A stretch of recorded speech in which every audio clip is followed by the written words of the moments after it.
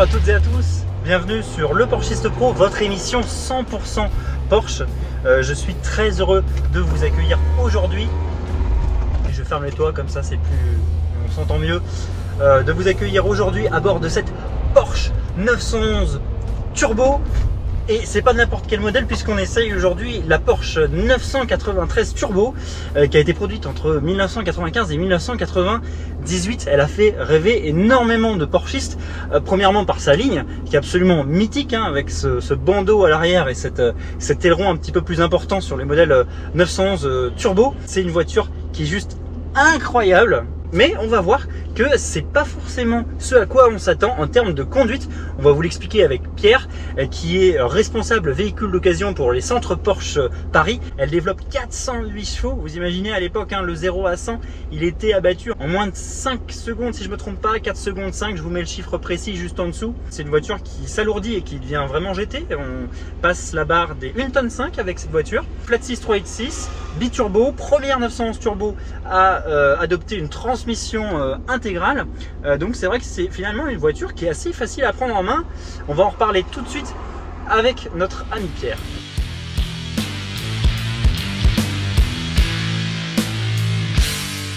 Salut Pierre. Salut Louis. Alors merci de nous accueillir à bord de cette magnifique Porsche 911 type 993 Turbo. En quoi cette voiture te fait rêver? Tout petit dans Sport Auto, je découpais les photos de cette 93 Turbo. Ça me faisait rêver parce que c'était la référence de l'époque. La voiture, elle a son âge, mais elle est d'une modernité encore assez incroyable. Ouais, ça marche. Ça marche vraiment. Par contre, on va le voir après, en termes de sensations, c'est vraiment décevant. Alors elle me fait toujours autant rêver parce qu'elle est belle, parce que les ailes, je sais pas si tu as vu à l'arrière, les ailes, l'aileron, c'est ultra bestial. Elle est dans une couleur, un gris polaire qui est absolument incroyable. Et donc ça fait toujours rêver, mais il y a une petite pointe de déception. Ouais. Maintenant, ça reste malgré tout magique.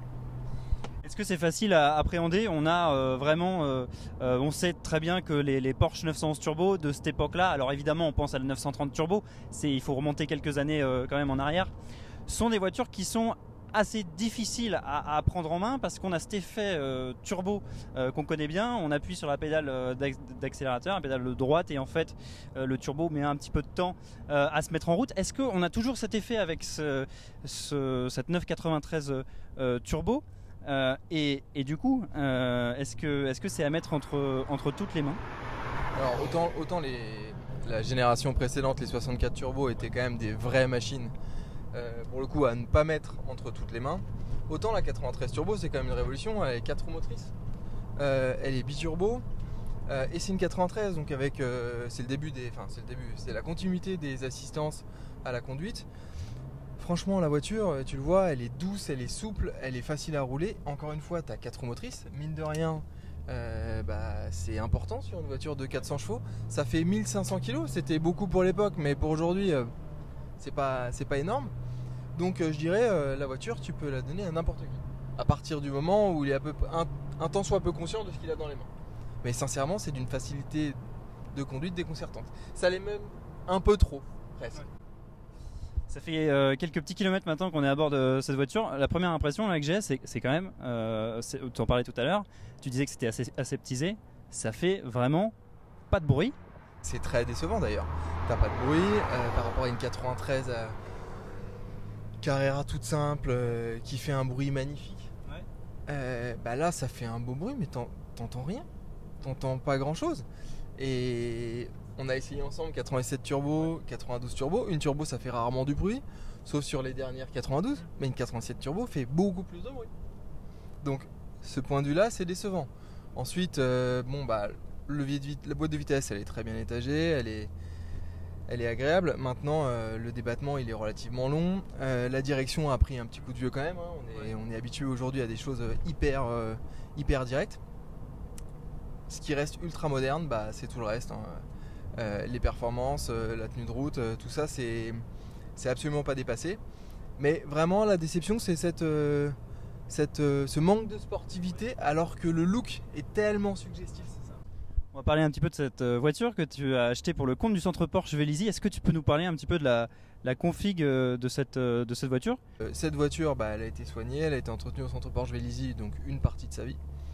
On a 2-3 petites choses à faire, mais elle n'a que 44 000 km, donc globalement elle est plutôt fraîche.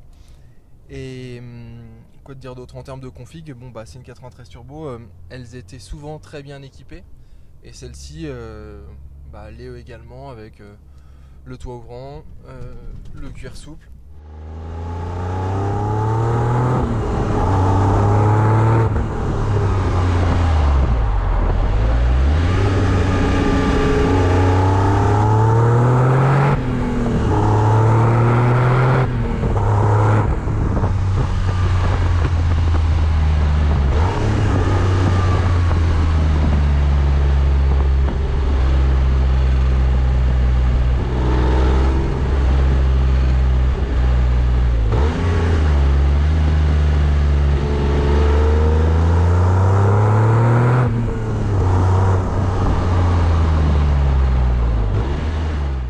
Beaucoup, au final c'est ce que je lui reproche.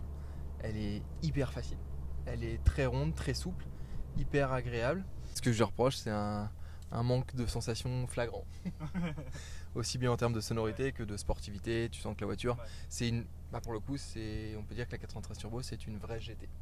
Bon Louis, cette fois-ci on inverse, c'est toi qui conduis, c'est moi qui pose des questions. Donc là tu as la chance d'avoir dans les mains une magnifique 93 turbo. Je vais fermer le toit ouvrant histoire qu'on s'entende. Yes. Cette voiture est équipée du toit ouvrant, option indispensable sur une 93 turbo. Alors, première impression. Écoute, pour l'instant c'est facile à prendre en main. Je pense que ma grand-mère pourrait conduire cette voiture. Parce que c'est vrai que c'est quand même super souple. La boîte est hyper confort. Et il faut dire que en fait la direction elle est hyper souple aussi. Donc c'est sûr que c'est pas aussi précis que sur les dernières 911. Mais c'est vrai que c'est sympa, ça a du charme. Je te confirme, ça a du charme.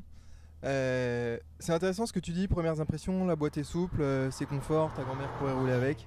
Est-ce que c'est pas en adéquation avec le look extérieur de la voiture, qui moi m'a beaucoup fait rêver, et je pense toi aussi, mais le look est ultra bestial, t'as l'impression d'avoir une voiture ultra virile. Oui. Et c'est ça, c'est bizarre en fait, parce qu'en fait on n'a pas l'impression, tu vois, que cette voiture est souple, facile à prendre en main, etc. On se dit que c'est une voiture en effet qui est assez virile. Ça fait partie des vieilles 911 turbo.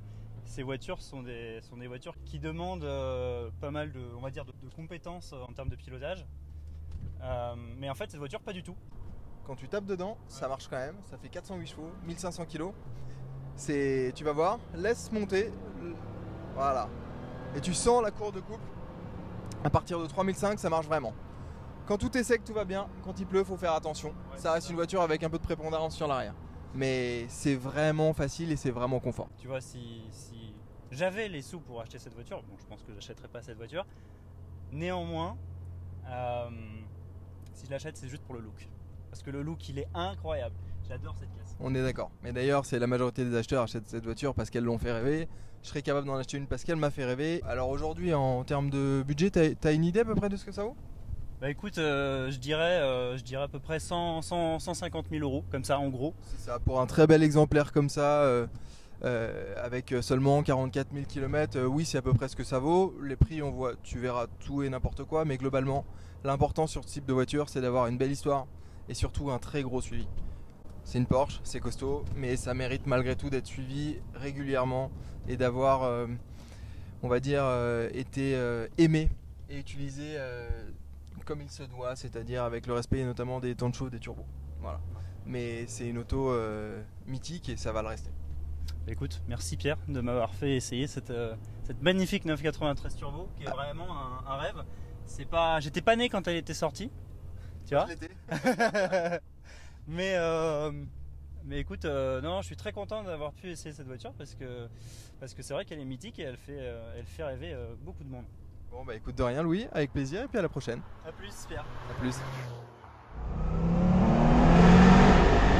C'est incroyable, ça pousse très très fort comme une 911 turbo finalement d'aujourd'hui, mais tout ça dans un dans un confort digne, j'allais dire, d'un canapé, parce que c'est vrai qu'on est très bien installé, on est assis bas, mais les sièges sont confortables, l'amortissement l'est tout autant, et finalement on pourrait avaler des kilomètres et des kilomètres avec cette voiture sans aucun problème. Voilà, donc très bonne surprise en termes de polyvalence avec cette 993 turbo. Par contre, en termes de caractère du moteur, en effet, je m'attendais pas à ça. Voilà. Donc dites-moi ce que vous en pensez en commentaire. Je suis très curieux.